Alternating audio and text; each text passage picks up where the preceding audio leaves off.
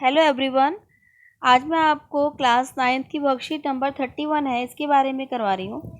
इसमें जो है आपको दे रखा है, इसमें आपको दिया हुआ है कि कुछ क्वेश्चंस दे रखे हैं जो त्रिभुज की सर्वांग समता किससे संबंधित है, कैसे हम इसको प्रूफ करेंगे।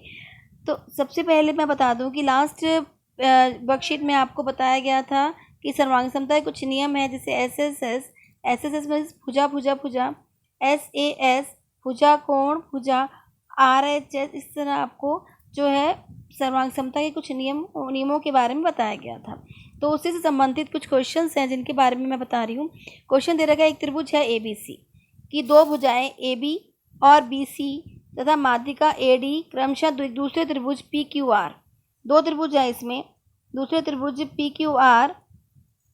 PQR दे रखा है, यहाँ पे दो त्रिभुज दे रखे हैं, उसकी PQ और QR तथा माध्यिका PN के बराबर है। इसका मतलब है कि इसमें जो है आपके पास ये AB जो है ये PQ के बराबर है और BC जो साइड दे रखी है, एक भुजा दी हुई है, BC बराबर है QR के, और AD जो माध्यिका है वो बराबर है दूसरे त्रिभुज की माध्यिका PN के। तो हमें दर्शाना है त्रिभुज ABD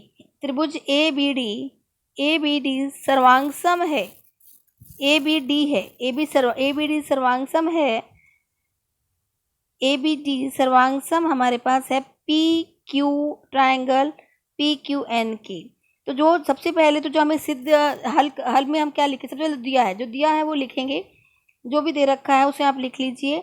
जैसे दिया त्रिभुज ABC और PQR में AB बराबर है PQ, AB PQ के बराबर है, और BC बराबर है QR, और AD बराबर है आपका PN की। सिद्ध करना है, जो सिद्ध करना है दोनों पॉइंट्स आपने लिख लिए।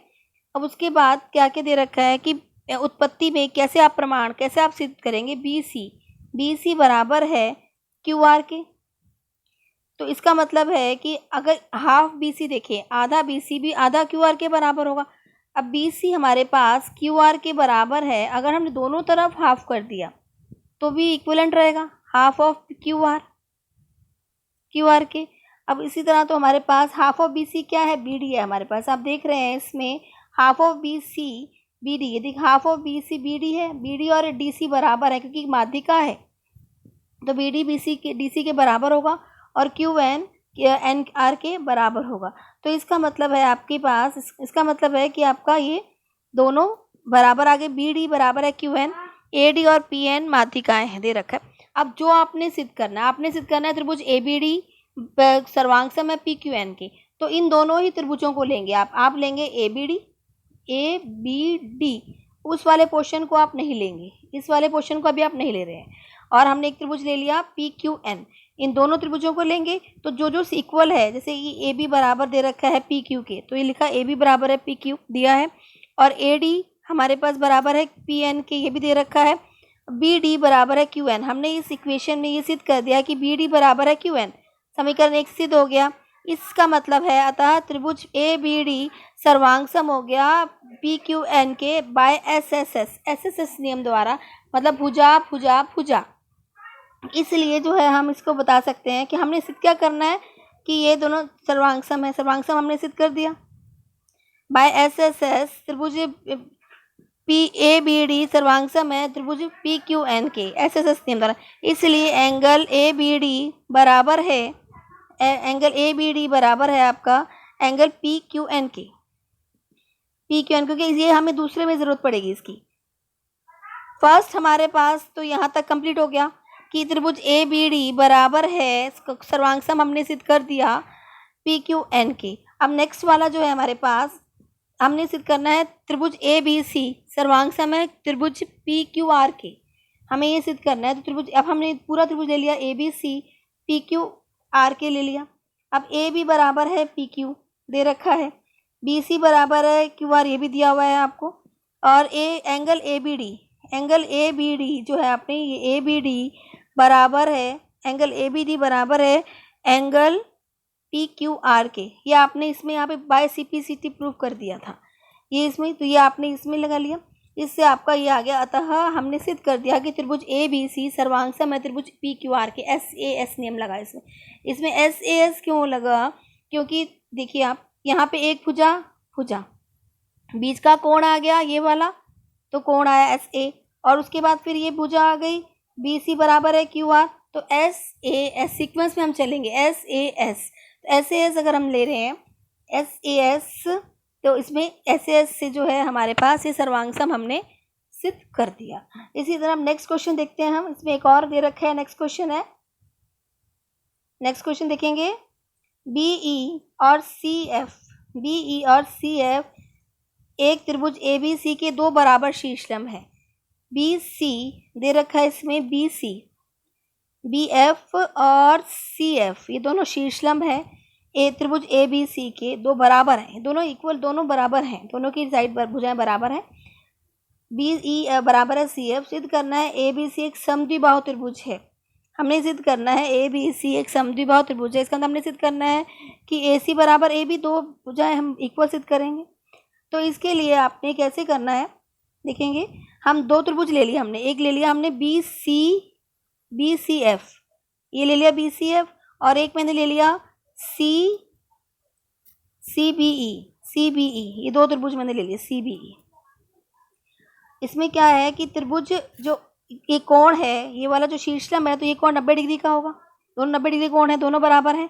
सी एफ बराबर दे रखा है आपको बी ई के, इसका मतलब है ये दोनों जो त्रिभुज आ गया आपके पास, त्रिभुज बी सी एफ सर्वांगसम है त्रिभुज सी बी ई के, आर एच एस के नियम द्वारा हो गए, आर एच एस, क्योंकि आर एच एस क्यों लगाया, क्योंकि ये एक समकोण त्रिभुज है, और समकोण त्रिभुज में अगर एक कर्ण दोनों बराबर हैं, और एक जो है कर्ण दो उभयनिष्ठ है दोनों में, देखिए बी सी दोनों में कर्ण है, बी सी उभयनिष्ठ है, और जो ये भुजा दे रखी है, कोई भी एक भुजा एक दूसरे के बराबर है, और एक कोण बराबर है, कोण 90 डिग्री का है, तो आर एच एस नियम इसमें लागू होगा। इसलिए हम ये कह सकते हैं, इसलिए हम ये भी कह सकते हैं एंगल एफ बी सी बराबर है, ये दोनों भी, जब आपने ये सिद्ध कर लिया कि ये दोनों त्रिभुज सर्वांगसम है आर एच एस नियम द्वारा, तो इसके बाकी के पार्ट्स भी बराबर होंगे by C P C T.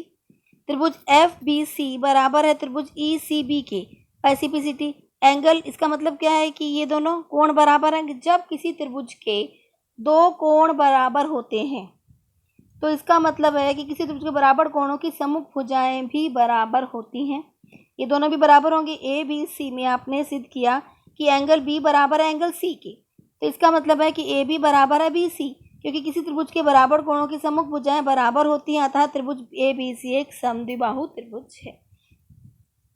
इसके बाद आपने कुछ अभ्यास के प्रश्न दो दे रखे हैं। ए डी एक समद्विबाहु त्रिभुज है, ए डी एक समद्विबाहु त्रिभुज है, ए डी जो है एक समद्विबाहु त्रिभुज ए बी सी का शीर्षलंब है, ए डी दे रखा है, ए बी सी समद्विबाहु त्रिभुज है, ए बी बराबर है ए सी के, और ए डी शीर्षलंब है जिसमें दे रखा है ए बी बराबर ए सी। दर्शाना है कि ए डी रेखाखंड बी सी को समद्विभाजित करता है, समद्विभाजित करना है, इसका मतलब हमने ये प्रूव करना है, हमारे पास दो त्रिभुज बन गए ए बी डी और ए डी सी, ये वाले त्रिभुज को लेंगे और हमें ये सिद्ध करना है कि ये वाला इसके बराबर है, मतलब बी डी बराबर है डी सी। जैसे आपने प्रीवियस क्वेश्चन में मैंने बताया आर एच एस का नियम, तो इसमें भी आर एच एस लगेगा क्योंकि ये 90 डिग्री है, ये वाला 90 डिग्री है, ये भी 90 डिग्री होगा। अब आपने दो त्रिभुज सिद्ध करने हैं कि ए बी डी सर्वांगसम है ए सी डी के, ये सिद्ध करेंगे। जब ये कॉन्ग्रुएंट सर्वांगसम सिद्ध हो जाएंगे बाय आर एच एस, तो इसका मतलब है कि बाकी सारे पार्ट्स भी by C P C T बराबर ही होंगे। इट मीन्स कि बी डी बराबर है डी सी, बी डी बराबर डी सी हो गया। तो ये आपने सिद्ध करना है कि ए डी जो है रेखाखंड ए डी बी डी को और बी सी को समद्विभाजित करता है। समद्विभाजित मतलब है कि ये दोनों बराबर बराबर पार्ट्स में डिवाइड हो रहे हैं। इसी तरह नेक्स्ट क्वेश्चन है, इसका एक और एग्जाम्पल दे रखा, क्वेश्चन दे रखा है अभ्यास के लिए। अभ्यास के लिए आप अपने आप करेंगे, बता रही हूँ मैं। क्वेश्चन दिया हुआ है कि ए बी सी और डी बी सी एक ही आधार, ए बी सी और डी बी सी एक ही आधार बी सी पर बने दो समद्विबाहु त्रिभुज हैं। समद्विबाहु त्रिभुज है, यहाँ पे भी समद्विबाहु त्रिभुज के बारे में बात हो रही है। समद्विबाहु त्रिभुज है, इसमें आपने क्या करना है कि ए डी समद्विबाहु त्रिभुज इस प्रकार है कि ए और डी भुजा बी सी के एक ही और स्थित है। यदि ए डी बढ़ाने पर बी सी को पी पर प्रतिच्छेद करती है, तो हमें दर्शाना है कि ए बी डी, यानी कि ये वाला ए बी डी त्रिभुज ए सी डी दोनों एक दूसरे के कॉन्ग्रेंट हैं, हमें एक दूसरे के सर्वांग सम सिद्ध करना है। ये इसमें दो समद्विबाहु त्रिभुज दे रखे हैं। समद्विबाहु त्रिभुज मतलब है कि ये एंगल बराबर होगा, अब और ये वाला इसके बराबर होगा, तो आप ये कह सकते हैं कि देखिए हम अगर ये देखें कि ए बी सी में एंगल बी, कोण बी जो है, यानी कि ए बी सी और ए सी बी दोनों बराबर हैं, इन दोनों कोण बराबर होंगे, तो इसका और बी डी और डी बी पी और डी सी पी भी बराबर होंगे, तो इसका मतलब है ये दोनों कोण भी बराबर हो जाएंगे आपके पास, ये दोनों कोण भी बराबर हो जाएंगे। अब ये ए बी डी बराबर है ए सी डी के, ए बी डी जो कोण होगा बराबर होगा आपका ए सी डी के। जब ये दोनों कोण भी एक दूसरे के इक्वल हो जाएंगे, इसके बाद है आपके पास, आपने क्या करना है कि ए त्रिभुज ए बी डी हमें सर्वांग सम सिद्ध करना है, तो आपने ये दोनों त्रिभुज ले लिए ए बी डी और ए सी डी। अब इसमें ए डी तो कॉमन है, ए डी दोनों में है, कॉमन है, और ये बी डी भी आपको दे रखा है सी डी के बराबर है, दोनों समद्विबाहु त्रिभुज हैं। देखिए यहाँ समद्विबाहु त्रिभुज की बाद में बात हुई है, समद्विबाहु त्रिभुज है, तो इसमें आपने ए डी बराबर है ए डी उभयनिष्ठ हो जाएगा, और बी डी बराबर है डी सी, ये दे रखा है, दिया हुआ है, ये दिया है। उसके बाद आपने एक एंगल आपने सिद्ध कर लिया कि ये इस एंगल इसके बराबर है, या आप ऐसे भी कह सकते हैं कि ए डी बराबर है, ए डी तो उभयनिष्ठ हो गया, और बी डी बराबर है डी सी के, और ये ए बी बराबर है, भाई एस एस एस भी लगा दीजिए, इसमें एस एस एस कर दीजिए, एस एस से आपने सिद्ध कर दिया कि ये वाला कोण इसके बराबर है, ये वाला जो त्रिभुज है ए बी डी सर्वांग सम है ए सी डी के। तो बच्चों आपको समझ में आ गया होगा। अगली वर्कशीट नेक्स्ट वीक आएगी तो मैं बताऊंगी उसके बारे में। तब तक के लिए गुड बाय बेटा, इसे ध्यान से देखेंगे सब बच्चे।